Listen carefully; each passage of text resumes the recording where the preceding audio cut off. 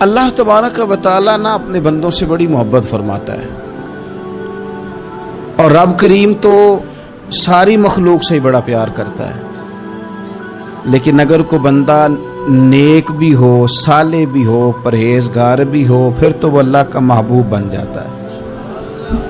اور رب کریم کی یہ بھی منشا ہے، اللہ تعالیٰ کی یہ بھی رضا ہے کہ جس سے اللہ محبت کرتا ہے نا، اس سے لوگ بھی محبت کریں۔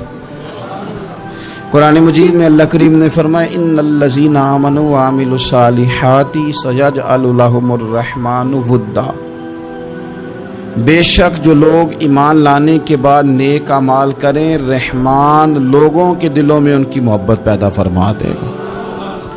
صحیح بخاری اور صحیح مسلم میں حدیث ہے، نبی پاک علیہ السلام فرماتے ہیں جب اللہ تعالیٰ کسی بندے سے محبت کرتا ہے تو حضرت جبریل امین علیہ السلام کو بلاتا ہے، اور بلا کر کے فرماتے ہیں جبریل میں فلاں آدمی سے محبت کرتا ہوں، آسمان دنیا پہ اعلان کر دو کہ سارے لوگ اس سے محبت کریں۔ اور پھر فرماتے ہیں کہ اے جبریل امین علیہ السلام، آپ دنیا میں لوگوں کے دلوں میں یہ بات ڈال دیں کہ اللہ فلاں آدمی سے پیار کرتا ہے، لہذا سارے اس سے محبت کرو۔ صالحین کا پیار دین کا بہت بڑا حسن ہے۔ بخاری میں، مسلم میں، کتب احادیث میں ایک پورا باب ہے کہ کسی سے محبت کرو تو اللہ کی رضا کے لیے، اور کسی سے بغض رکھو تو اللہ کی رضا، پورا باب ہے، ایک دو حدیث نہیں۔ حضور نے فرمایا جس سے تم محبت کرو نا اللہ کی رضا کے لیے، اسے بتاؤ بھی کہ مجھے آپ سے محبت ہے، اسے بتاؤ بھی، تاکہ وہ بھی آپ کے لیے اچھے جذبہ۔ محبت جو ہوتی ہے یہ اظہار کی محتاج تو نہیں ہوتی، لیکن محبت میں اظہار ضرور ہوتا ہے، محتاج تو نہیں، لیکن ہر چیز دل میں رکھنے کی نہیں ہوتی، کچھ زبان سے کہنے کی بھی ہوتی ہے، کچھ کہنے کی چیزیں بھی ہوتی ہیں، اور وہ کہہ بھی دینی چاہیے، لیکن اتنی ہی کہنی چاہیے جتنی ضرورت ہو، 2 4 5 قدم آگے بڑھ کے نہیں۔ اس میں بھی تکلف آ جاتا ہے، تصنع آ جاتی ہے، بناوٹ آ جاتی ہے۔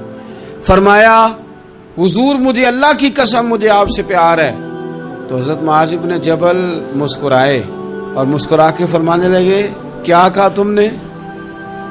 کہا حضور اللہ کی قسم آپ سے پیار ہے۔ فرمایا پھر سوچ کے کہیے۔ کہا اللہ کی قسم آپ سے پیار ہے۔ فرماتے انہوں نے نا میرا کپڑا پکڑ کے مجھے کھینچا اور قریب کر کے کہنے لگے سن، پھر میں نے نبی پاک سے سنا ہے جو دو بندے رب کی رضا کے لیے آپس میں محبت کریں، اللہ کی محبت ان کے لیے واجب ہو جاتی ہے، پھر اللہ ان سے پیار کرتا ہے اگر وہ اللہ کی رضا کے لیے محبت کریں۔ ہماری محبتوں میں نا دنیاوی اغراض بڑھیں، اوئے ہوئے، ہر دعوت صرف اسی لیے ہوتی ہے کہ وہ بندہ بلاؤ جو میرے کام آئے گا، ہر تحفہ اس لیے آگے کی طرف روانہ کیا جاتا ہے کہ اس شخص کو بلاؤ جو کل میرے کام آئے گا۔ عزیز بھائی، اللہ کے نیک بندے سے اللہ کا بندہ سمجھ کے پیار کریں، اور اللہ کا نیک بندہ سمجھ کے اس کے ساتھ فوٹو آنا ضروری نہیں، اس کے ساتھ پیار ہونا ضروری ہے۔ اور اگر محبت اخلاص والی ہو، پیار والی ہو، عقیدت والی ہو، تو حضرت ابو ذر غفاری نے تو کہا تھا یا رسول اللہ اگر بندہ کسی نیک بندے سے پیار کرے، نہ اس سے مل سکے، نہ اس طرح کے کام کر سکے، پھر بھی کوئی نتیجہ نکلے گا، تو حضور نے فرمایا پیار خالص کرے، اللہ قیامت کے دن دونوں کو جمع فرما دے گا۔ جو جس سے محبت کرے گا صبح قیامت اسی کے ساتھ ہوگا۔ شاید اسی لیے کسی پنجابی کے شاعر نے کہا تھا کہ اساں جے ہاں گناہیاں دا جدوں اعمال نامہ فرول ہوئے، ذرے ذرے نے سامنے آ جانا ہے، جو جو منہ تھی بولیا بول ہوئے، اساں بھی کول حضور دے بیٹھ رہنا ہے، لکھ عمل ترکڑی تول ہوئے، اودوں کولوں کی رب نے حساب لینا جڑا بیٹھا ہی محمد دے کول ہو۔ تو اللہ کے بندوں سے اللہ کی رضا کے لیے پیار کریں، اس میں للہیت پائی جائے، للہیت ہو، اس میں کوئی اور نہ ہو، بندہ ہو اور اللہ کی رضا ہو، یعنی درمیان میں رب ہو، اور تیسرا وہ شخص ہو۔ رضا الہی جب مقصود ہو پھر شکوے بھی پیدا نہیں ہوتے، پھر شکایتیں بھی پیدا نہیں ہوتی، پھر اپنی مرضی کے بندہ جملے بھی نہیں بیان کرتا، پھر کسی جگہ کوئی تکلف بھی اس میں نہیں پایا جاتا تو خالصتاً لوجہ اللہ تعالی آپ اللہ کے بندوں سے محبت کریں اور خاص ان کے لیے جذبات پیدا کریں. آپ کی طبیعت میں خاص جذبہ ہو, خاص شوق ہو, کسی پراپوگیٹ کرنے والے کے کسی پراپوگنڈے کا شکار نہ ہو. آپ کی طبیعت ہو, طبی میلان ہو, ذوق ہو. حضرت حرم بن حیان تابعی ہیں, فرماتے ہیں جب میں نے یہ حدیث سنی نا کہ نبی پاک علیہ السلام نے فرمایا ہے کہ حضرت اویس کرنی ان کی دعا کی برکت سے اللہ میری امت کے لوگوں کی بخشش کرے گا, اور جب میں نے یہ سنا کہ حضرت مولا علی جیسے لوگ, حضرت عمر فاروق جیسے لوگوں کو جبہ دے کے بھیجا گیا ہے اور حضور نے بھیج کے کہا ہے کہ اویس سے کہنا میری امت کے لیے دعا کرے, تو فرماتے ہیں میرے سینے میں لو لگ گئی کہ میں حضرت اویس کرنی سے ملوں. میری طبیعت لگ گئی, میرا شوق آ گیا کہ میں خواجہ اویس کرنی رضی اللہ تعالیٰ عنہ سے ملوں. میں نکل پڑا, اللہ کے بندے کے لیے نکلا. حضرت حرم بن حیان کہتے ہیں, اس کو ابن الجوزی نے بھی لکھا ہے, داتا گنج بخش علی اجویری نے بھی لکھا ہے, کہتے ہیں میں ڈھونڈنے لگا حضرت اویس کرنی کو, بڑے شہروں میں گیا پر وہ ملے نہیں. داتا صاحب کہتے ہیں وہ حال والے آدمی تھے, ان پر بھی حال تاری رہتا تھا, اسی کسے دے کچھ نہیں جے لگدے تے نہ کوئی ساڈا دردی, وہ بھی اپنی کیفیت میں رہتے تھے. داتا صاحب نے لکھا ہے جب دنیا ہستی تھی حضرت اویس کرنی رویا کرتے تھے, جب لوگ روتے تھے تو وہ ہنستے تھے. وہ سادہ غذا کھاتے تھے, کسی سے کوئی لین دین نہیں, اپنے طرز کلام, اپنی زندگی. یہ لوگ بھی بڑے شاندار ہوتے ہیں. فرماتے ہیں کہ وہ اپنے حال میں رہتے تھے. حضرت حرم بن حیان کہتے ہیں میں نے بڑی جگہ ڈھونڈا, پر میں جہاں جاتا لوگ کہتے ہاں گندمی رنگ والے, ہاں جن کے چہرے پر کچھ برس کے داغ ہیں, وہ جن کا چہرہ اور وجود بڑا روب والا, وہ اویس کرنی. کہتے ہیں میں ڈھونڈتا ڈھونڈتا جس شہر میں جاتا لوگ کہتے وہ آئے تھے پر چلے گئے. وہ کسی نے کہا تھا نا اویسیوں میں بیٹھ جا, بلالیوں میں بیٹھ جا, صفیں تو سب بچھی ہیں تو عشق والیوں میں بیٹھ جا. فرماتے میں وہ صفیں تلاش کرتا ڈھونڈتا, نہ ملے مجھے. بالآخر میں عراق پہنچ گیا, نہر فرات کے کنارے ساری دنیا سے علیحدہ ہو کے وضو کر رہے تھے. کہتے ہیں میں پیچھے کھڑا ہوں, میں نے جا کے کہا السلام علیکم, تو حضرت اویس کرنی چہرہ اٹھا کے کہنے لگے وعلیکم السلام حرم بن حیان. تو میں نے کہا حضور آپ مجھے جانتے ہیں؟ فرمانے لگے عارف تو روحی من روحی کا, میری روح تیری روح کی جاننے والی ہے. کہتے ہیں میں نے کہا حضور کو نصیحت کر دیں, تو فرمانے لگے پہلی نصیحت تو یہ ہے کہ آج کے بعد مجھے ملنے نہ آنا, میں نہیں پسند کرتا, میں تنہا رہنا چاہتا ہوں, مجھے نہیں شہرت اچھی لگتی, میرا نہیں دل کرتا لوگ میرے پیچھے بھاگیں. آج آیا ہے, آج کے بعد نہ آنا, بس چھوڑ دے مجھے میرے حال پہ, میں اپنی زندگی اپنے حساب کے مطابق گزارنا چاہتا ہوں, تو آج کے بعد نہ آنا. اور پھر فرمانے لگے اگلی نصیحت یہ ہے کہ جو رب نے تجھے دے دیا ہے نا اس پہ راضی ہو جا, اگر اس پہ راضی نہیں ہوگا تو تکلیف میں رہے گا. فرماتے ہیں میں نے پھر کہا میرے لیے دعا کر دیں, تو انہوں نے ہاتھ اٹھائے, کہنے لگے یا اللہ میری اور اس کی جنت میں ملاقات کرا دینا. تو انہوں نے چہرے پہ ہاتھ پھیرے اور فرمانے لگے اب تو جا, میں کوشش کروں گا تجھے دعاؤں میں یاد رکھوں, تو بھی کوشش کرنا مجھے دعا میں یاد رکھنا. فرماتے ہیں یہ کہتے کہتے نا وہ رستہ بدل گئے, اور گلی کا کونا وہ جب مڑے تو پھر میں ڈھونڈتا رہا, دوبارہ زندگی بھر ملے نہیں, لیکن میرا پیار سچا تھا.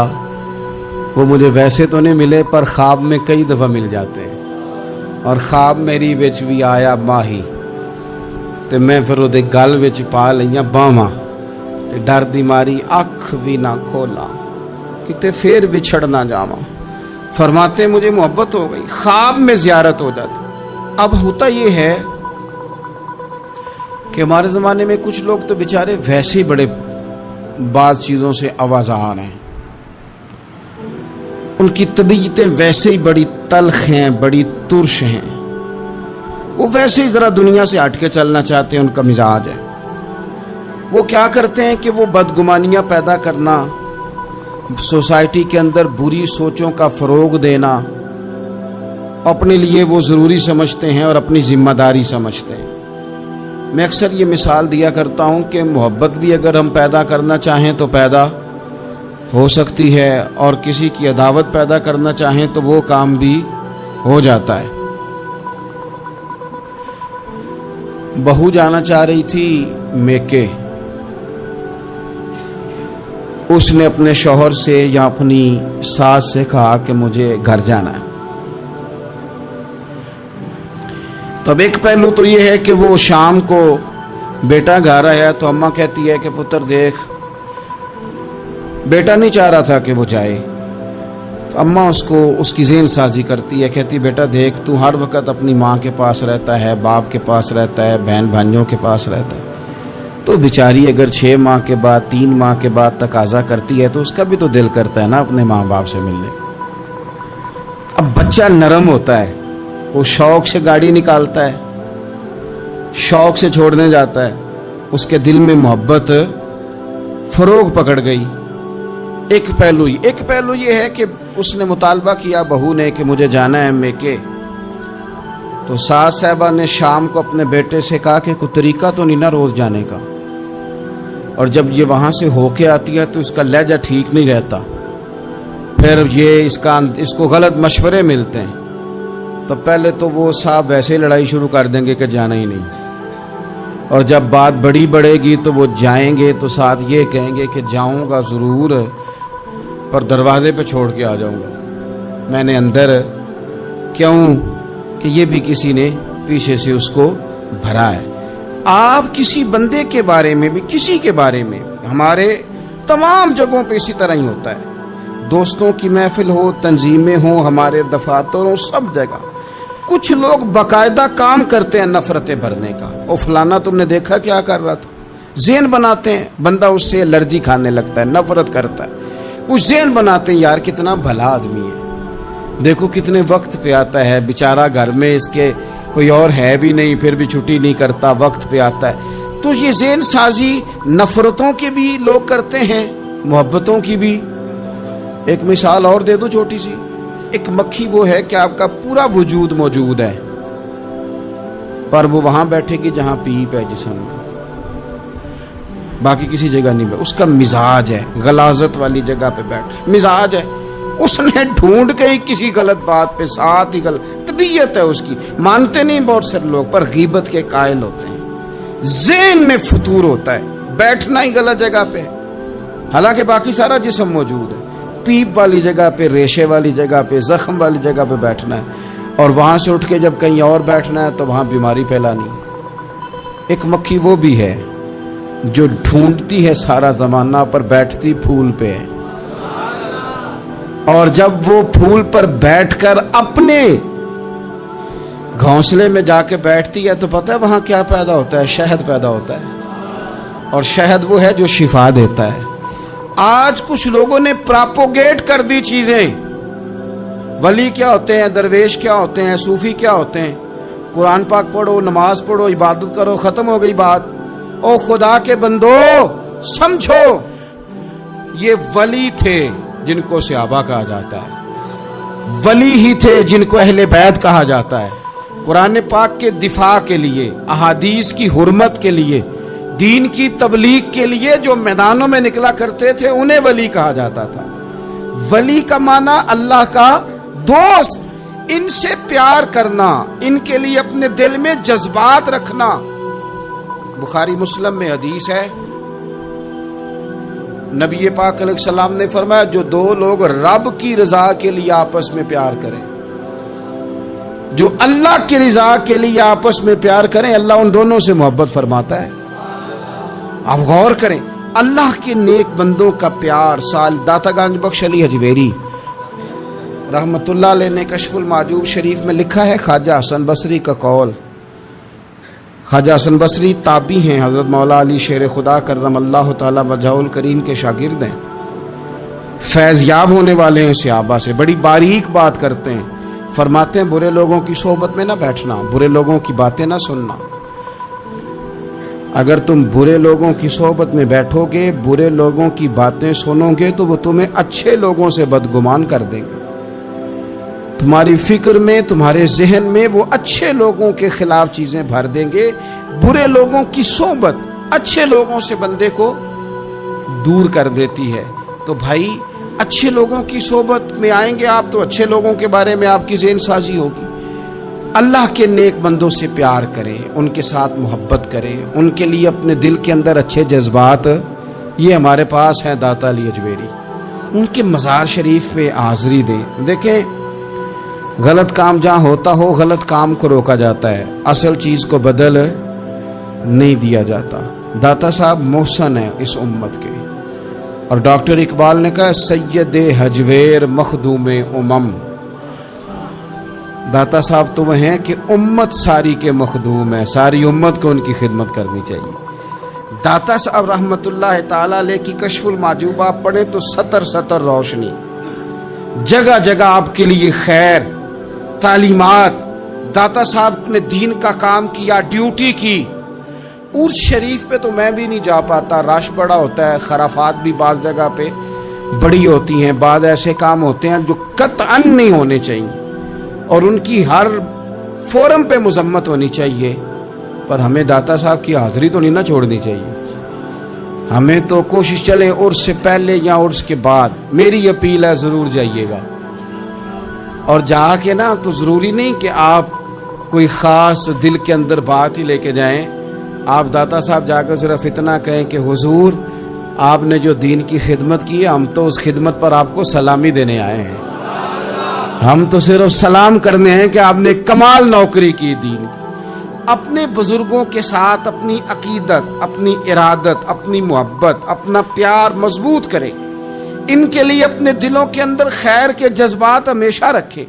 صحابہ کرام کے لیے، اہل بیت اطہار کے لیے، امام بخاری کے لیے، امام مسلم کے لیے، صوفیاء کے لیے، حضرت غوث پاک جیلانی کے لیے، خواجہ معین الدین اجمیری کے لیے، حضرت بہاؤالحق نقش بند بخاری کے لیے، حضرت سیدنا داتا علی اجمیری کے لیے، حضرت پیر سید مہر علی شاہ کے لیے، امام احمد رضا کے لیے علیہم الرحمہ اچھے جذبات ہو، اچھا ذہن ہو، اچھا گمان ہو۔ آپ کی طبیعت چاہے کہ آپ ان لوگوں کی تعلیمات پڑھیں، جو طرز حیات انہوں نے اختیار کیا، اس طرز حیات پر ہم بھی عمل کریں، ہم بھی اپنی زندگی اسی طرح سنت اور شریعت کے مطابق گزاریں جو ان لوگوں کا نہج اور ان لوگوں کا طریقہ تھا۔